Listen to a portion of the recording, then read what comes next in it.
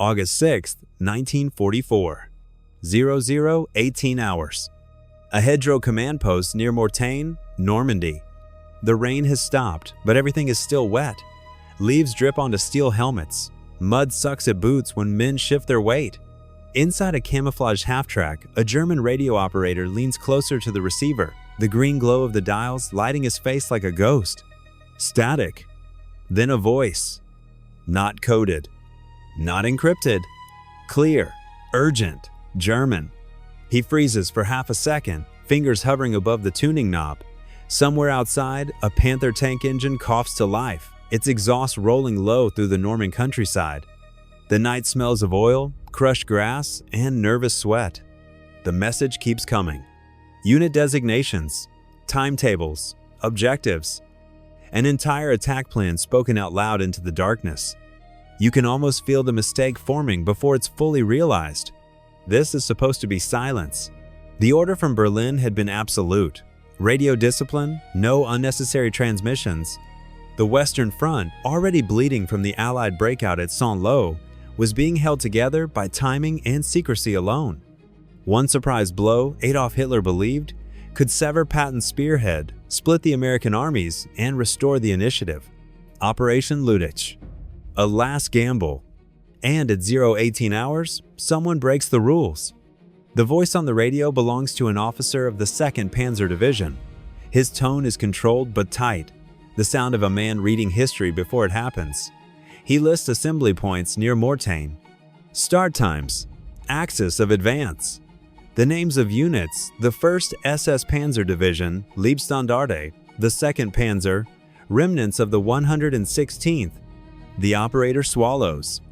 Across the channel, in a quiet room filled with cigarette smoke and ticking clocks, men who are not supposed to exist are listening. At Bletchley Park, British cryptanalysts had spent the war chasing ghost patterns in static, habits in human error. Enigma had once been Germany's shield, but now, in the chaos of retreat and desperation, discipline frays. Operators reuse frequencies. They speak too long. They assume the enemy is deaf. This time, the enemy is wide awake. The intercepted transmission is flagged immediately. Red pencil. Priority routing. Within minutes, the raw German text is being passed up the chain, not as a rumor, not as a guess, but as a near-complete operational picture. A counterattack. At Mortain. Within hours. By dawn, Supreme Headquarters Allied Expeditionary Force Shah SHEF knows something is coming.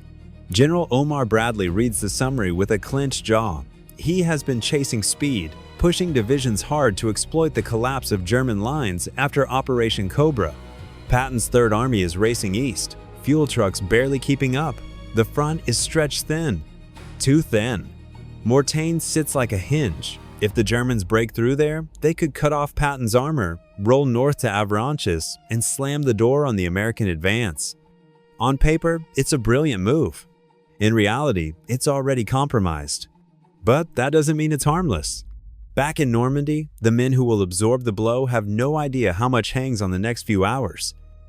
The U.S. 30th Infantry Division. Old Hickory is dug in around Hill 314, a rocky spine overlooking the roads below. They've been fighting for weeks, faces hollow, uniforms stiff with dried mud and blood. Sergeant Paul Huffman adjusts his helmet and looks out into the black. Somewhere beyond the hedgerows, engines idle. You can hear them if you stop breathing for a moment. The Germans are out there. Everyone knows it. No one knows how many. At 1 hour, Allied air commanders are woken and briefed. If the weather clears, every available fighter bomber will be thrown into the fight. P-47 Thunderbolts, Typhoons, rockets and napalm. But air power needs daylight. Until then, it will be infantry versus armor, bazookas versus Panthers. Radio calls whispered from foxholes as flares claw open the night. At 2 hours, German units begin to move. Columns grind forward through narrow roads, headlights masked, tracks clanking despite every effort at silence. Officers check watches. This is supposed to be the moment, the punch that changes everything. They don't know their surprise is already gone. They don't know that their voices, carried by radio waves, have crossed the channel and come back as death from the sky. At 3:30 hours, The first shells land on American positions near Mortain. The ground shudders. Trees explode into splinters. Men dive into trenches as the darkness fills with the sound of steel tearing earth apart. Operation Lutich has begun, and the Western Front, exposed by a single tactical mistake, is about to pay the price. At 0410 hours, Hill 314, overlooking Mortain, the first German tanks emerge like shadows given weight. They come through the mist, low and deliberate, their engines growling in short bursts as drivers nurse the clutches to avoid noise. Panthers. A few Tigers mixed in heavier, slower, arrogant in their armor. Infantry follows close, helmets bobbing, rifles hugged tight to chests. On Hill 314, Captain William Dwight knows before he sees them. The ground speaks first. A vibration through limestone and root, through boot soles and bone. He presses his cheek into the dirt and listens, counting the seconds between pulses. Tanks, many of them. Stand to, he whispers into the handset. The men of the 2nd Battalion, 120th Infantry, rise from their foxholes like old men waking from bad dreams. Eyes swollen, fingers stiff. Some haven't slept in 2 days. They check bazooka rounds, pry open crates of grenades, reseat machine gun belts with hands that shake from fatigue and adrenaline. Below them, the German artillery lifts. Shells walk up the slope, each impact closer than the last. Trees snap, dirt rains down. A runner stumbles into the command post, bleeding from the scalp, shouting something about armor on the southern road. Dwight doesn't need the report. The attack is on schedule. What the Germans don't know, what they cannot know, is that this hill is no accident. Shayev's response has been quiet, surgical, no frantic redeployments, no radio chatter to give the game away. Just orders passed down the line with deliberate calm. Hold Mortain, hold the high ground. At 4:25 hours, the first Panther crests into view. A bazooka team waits until the last possible second. The gunner, Private First Class John McCardle, holds his breath so hard his vision narrows. He can see the seams in the armor, the stenciled numbers half hidden by mud. He fires. The rocket slams into the Panther's side and detonates with a hollow, metallic boom. Flames burst out of the engine vents. The tank slews sideways, blocking the road behind it. German infantry scatter, some diving into ditches, others frozen in shock. Machine guns open up. The hill erupts in sound. 30 caliber chatter, German MG 42 seconds screaming back in long, vicious bursts. Tracers cut red lines through the fog. Men shout for medics who cannot reach them. By 5 hours, Hill 314 is surrounded. German units push past Mortain itself, bypassing resistance in their rush toward Avranches. The plan demands speed. Every minute matters. Orders are barked. Whistles blow. Infantry wave tanks forward into gaps that don't exist. And still, the Americans on the hill refuse to break. Radio contact begins to falter. German jamming, damaged sets, runners killed halfway down the slope. Dwight's battalion is becoming an island, cut off and bleeding. At 6:10 hours, the fog thins. And with it, the balance of power shifts. The sky opens in pale gray layers. Just enough. At an airfield miles away, engines are already screaming.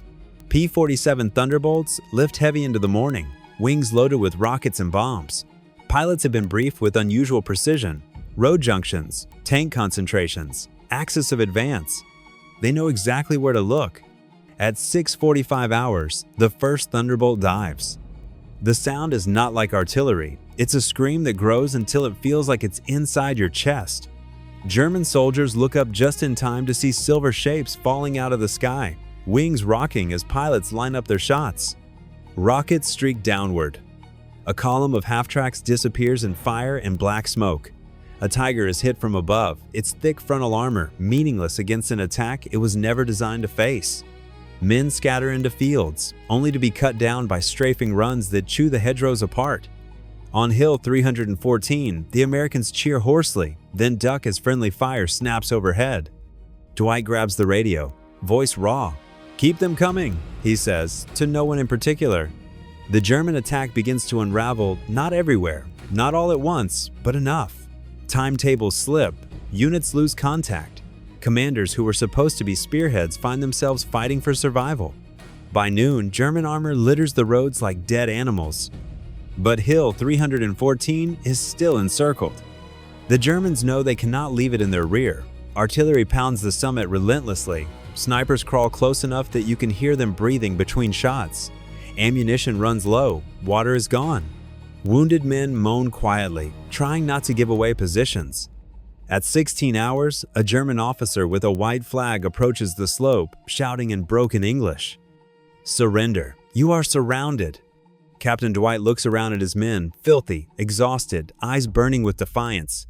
He sends back a single message: "We'll hold." Night falls again over Normandy. The Germans have failed to break through. The Americans on Hill 314 are still alive. And far above them, Allied commanders are already thinking past Mortain toward a far larger trap, now possible only because one radio message said too much. August 7th, 1944, 2140 hours. SHAEF Forward Headquarters, Normandy. Maps cover every wall. They overlap each other, layered with grease pencil arrows in blue and red, dates scrawled in the margins, unit symbols moved and moved again until the paper beneath is worn thin. The room smells of sweat, ink, and cold coffee. General Dwight D. Eisenhower stands with his hands on the table, leaning forward, eyes fixed on a widening space between two German army groups. No one speaks, because everyone in the room sees it at the same time. The gap. West of Mortain, the German counterattack has stalled.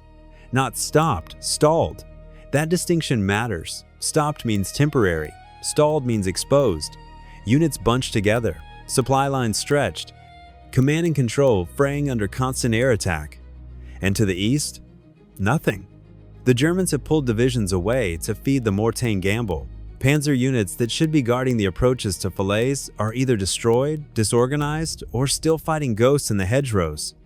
It's the kind of imbalance commanders dream of. Berlin says no. Hitler's orders are unchanged. Counterattack, restore the line, hold ground. The same rigid thinking that demanded radio silence and then ignored its violation now seals the situation. Allied intelligence intercepts more transmissions, more panic, more improvisation. Every message fills in another piece of the picture. By the afternoon of August 8th, Eisenhower authorizes the move everyone has been waiting for. Close the jaws. American forces pivot north. British and Canadian forces drive south. The maneuver isn't rushed, but it's relentless. The space the Germans created for themselves at Mortain is now becoming a corridor with no exits. Columns of retreating German troops pour into it anyway. They have no other choice. On August 9th, the first traffic jams appear kilometers of vehicles nose to tail. Horses scream, trucks burn, tanks run out of fuel and are pushed into ditches, abandoned with their guns still pointing west. The air smells of smoke, death, and hot metal. And still, orders come down to hold positions that no longer exist. The tactical mistake, the single broken rule of radio silence, didn't just expose an attack, it revealed a mindset. A system too rigid to adapt once the enemy knew its thoughts. As the Allied noose tightens, German soldiers begin to realize the truth individually, one foxhole at a time. They are not fighting a front anymore. They are trapped inside it. And ahead of them lies Falaise. And the kind that only exists for hours.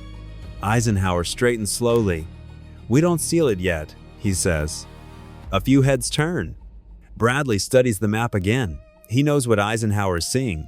If they rush to close the German forces now, they risk a clean withdrawal. The enemy still has enough strength to pull back in good order wounded, but alive. What's needed is pressure without closure. A widening mouth. South of the developing gap, Patton is already moving.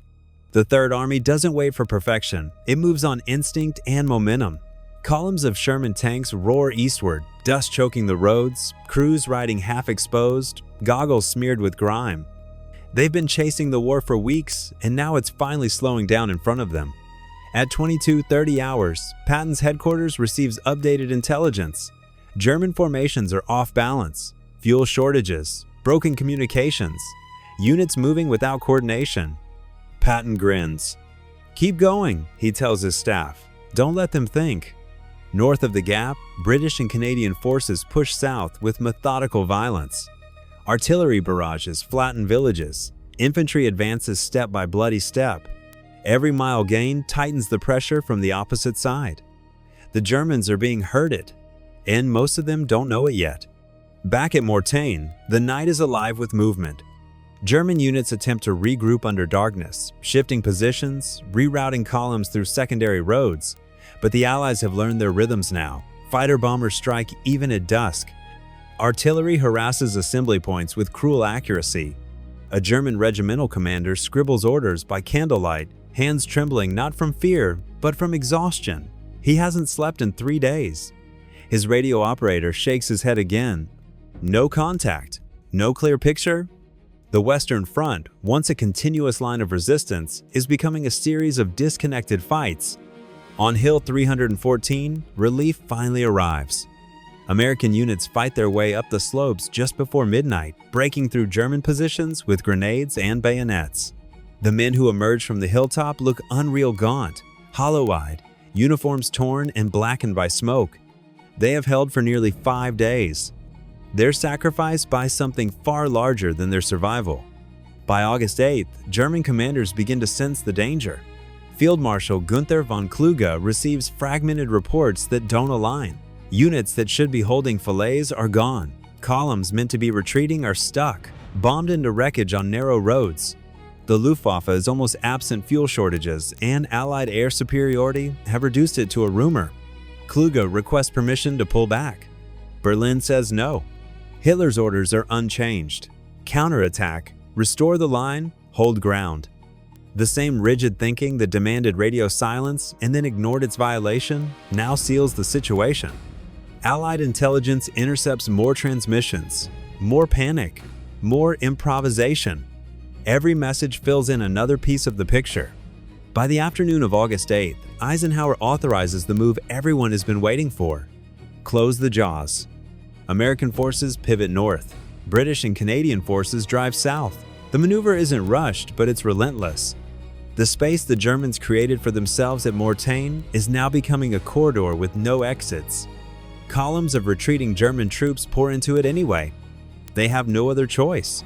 On August 9th, the first traffic jams appear kilometers of vehicles nose to tail. Horses scream, trucks burn, tanks run out of fuel and are pushed into ditches, abandoned with their guns still pointing west. The air smells of smoke, death, and hot metal. And still, orders come down to hold positions that no longer exist.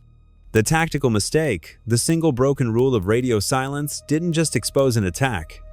It revealed a mindset, a system too rigid to adapt once the enemy knew its thoughts.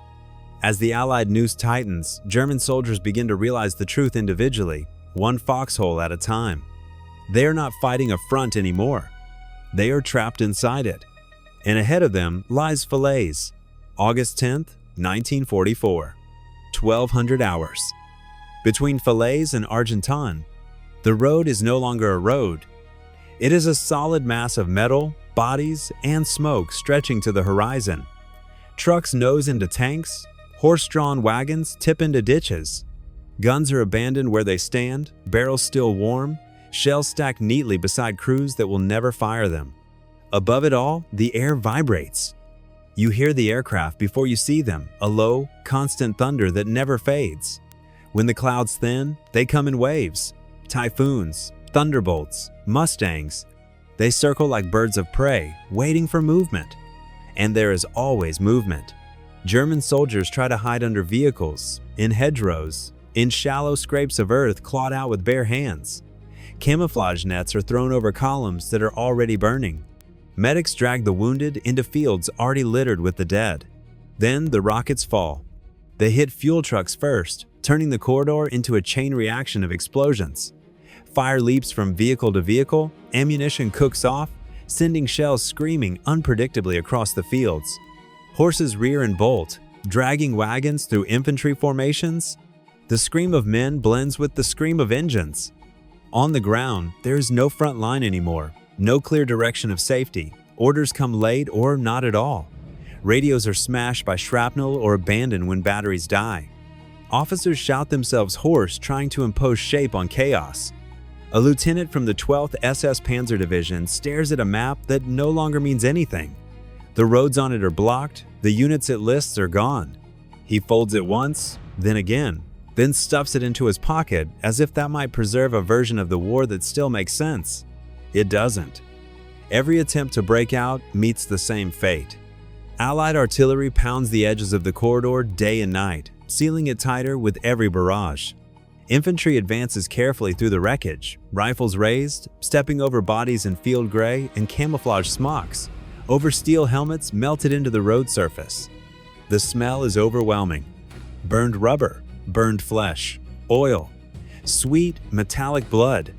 Veterans will say later that it was worse than anything they had seen before or since. Not because of the killing, but because of the helplessness. On August 11th, German commanders attempt a coordinated breakout under cover of darkness. They gather what armor they have left, refuel from wrecked vehicles, scrape together infantry from shattered units.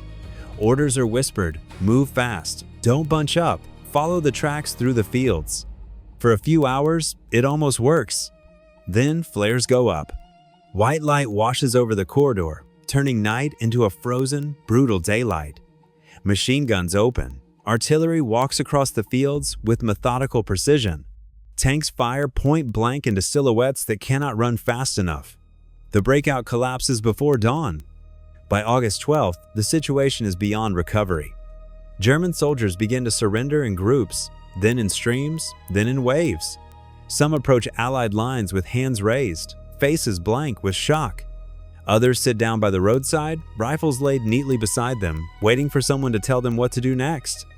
Some never stop trying to escape. They run into fields under fire. They crawl through drainage ditches. They hide among the dead. Few succeed. All of it, the destruction, the encirclement, the annihilation, traces back to a decision made days earlier in the dark near Mortain.